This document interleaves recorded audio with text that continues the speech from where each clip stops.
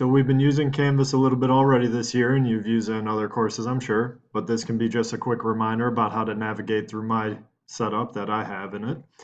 So in Canvas, you can see my dashboard only has one course. This is actually not set up since it's summertime right now, so my courses for this year are not in there yet, but I can go to a previous course and show you.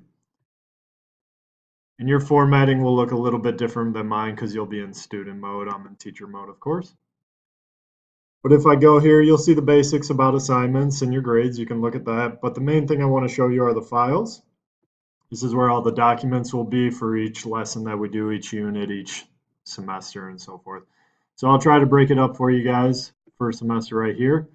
This lesson that we're working on today, it is one-dimensional motion. So we'll go down there.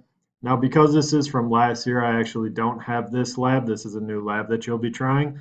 But we could open up another document similar to it. So could go to the incline ramp lab. And this is actually very similar to the lab that I'll have you be doing today, because what you'll do is you'll open it up in PDF Expert, and then you'll be able to insert the screenshots that you create on your iPad in PDF Expert, and then use this to submit back into Canvas. But this is just a quick tutorial again about how to navigate through my Canvas setup.